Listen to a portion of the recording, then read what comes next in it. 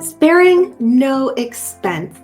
Welcome to Bible Study Hub. I'm Ann Wiggins. We have just completed John chapter 11. If you've been with us for a while, it's taken us a while to get through that chapter. The chapter where Lazarus is raised from the dead after 4 days of being dead. Amazing chapter. We are now finally going to tackle chapter 12. And today being Friday, if you follow along live with us every day, this is Friday, April 4th, 2025. Of course, you're welcome to watch anytime.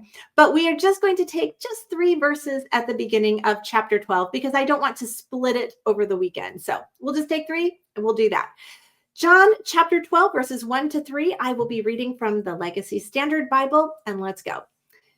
Jesus, therefore, 6 days before the Passover, came to Bethany, where Lazarus was, whom Jesus had raised from the dead.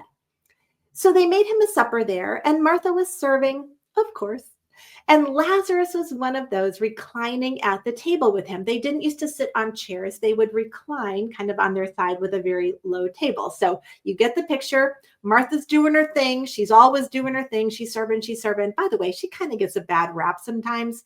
She was an amazing servant. This was the woman that you would have wanted to be your wedding planner because she had everything dialed in all the time. We give her honor for that.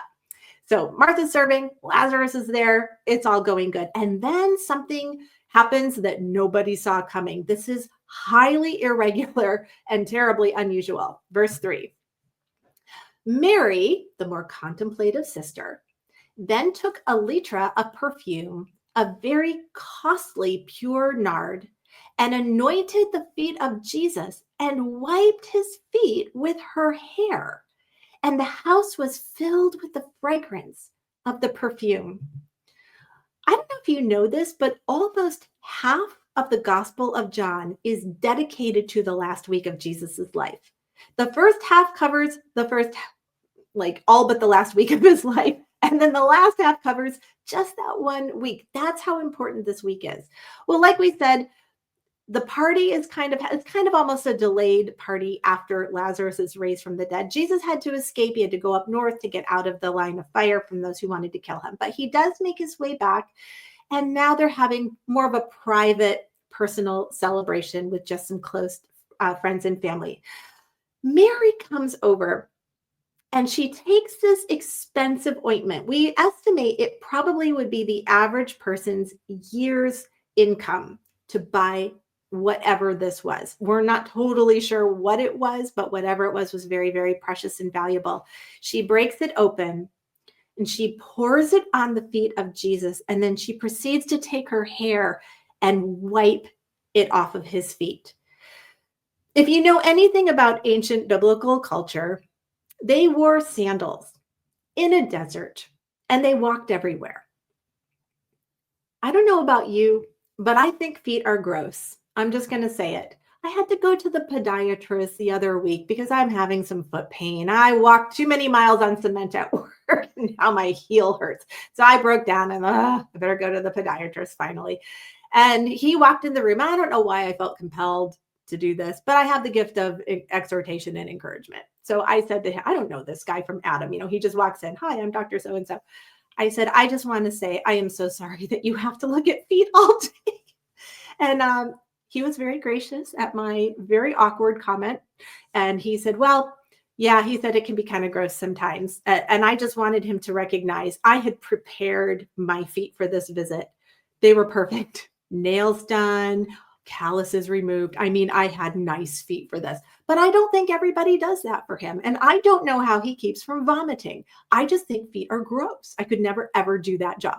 Feet were grosser back in this time. So the lowest slave in the entire household was the one who got the very unsavory job of taking off the sandals of the people's feet who would come to visit, getting a basin and a rag and washing those feet. I mean, can you imagine the stuff they had to wash? I really cannot.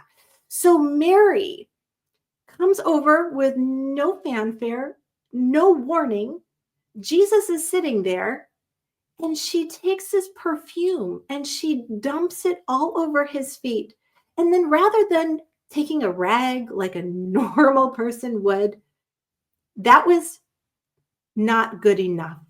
She takes her hair, and women didn't wear their hair down a lot. It was kind of a symbol of like being a sinful woman to just have your hair free flowing in public. That was just a cultural thing. It's not a moral thing. It's just how they operated back then. Like today, it's not a problem.